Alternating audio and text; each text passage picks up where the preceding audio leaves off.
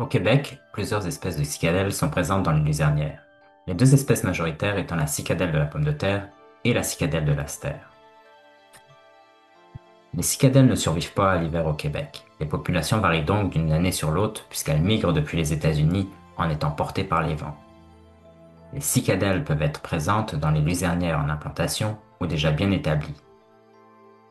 Pour savoir s'il faut intervenir, on évalue l'abondance de l'insecte en effectuant un dépistage généralement durant les mois de juin, juillet et août, à raison d'une visite par semaine.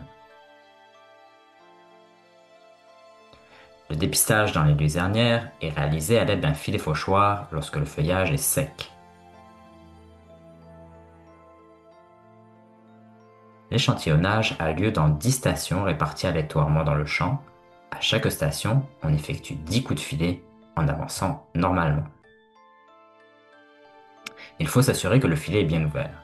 Les balayages doivent être rapides en décrivant des arcs de cercle de 180 degrés dans un rayon d'environ 1 mètre devant soi et en alternant de la gauche vers la droite et de la droite vers la gauche. Les balayages doivent être faits sur les 10 cm supérieurs des plantes.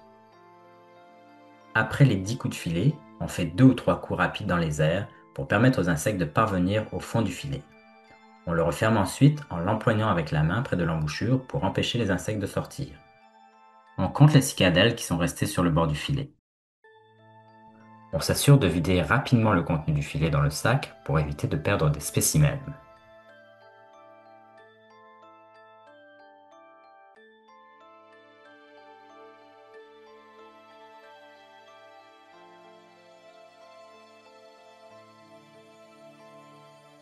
Afin de faciliter les décomptes, on retire le plus d'air possible présent dans le sac. Si les cicadelles sont peu abondantes, le comptage peut être fait au champ. On vérifie qu'il ne reste pas de spécimens au fond du filet. S'il en reste, on fait un décompte et on note le nombre sur le sac. On recommence l'opération dans les autres stations. Le décompte des cicadelles peut être également effectué en laboratoire et une loupe peut être nécessaire pour différencier les espèces. La cicadelle de la pomme de terre possède un corps vert pâle, avec des taches blanches sur la tête, le thorax et le scutellum. Elle possède également de longues pattes postérieures et ses ailes sont translucides et plus longues que le corps. Il n'y a pas d'ailes chez les larves. La cicadelle de l'astère, quant à elle, possède un corps vert, jaune, grisâtre, avec 6 taches noires sur le devant de la tête. Les ailes sont semi-translucides avec des nervures jaunâtres. Il n'y a pas d'aile chez la larve qui est de couleur jaune pâle. Le seuil d'intervention dépend de la hauteur de la luzerne et du nombre de cicadelles de la pomme de terre capturées lors du dépistage.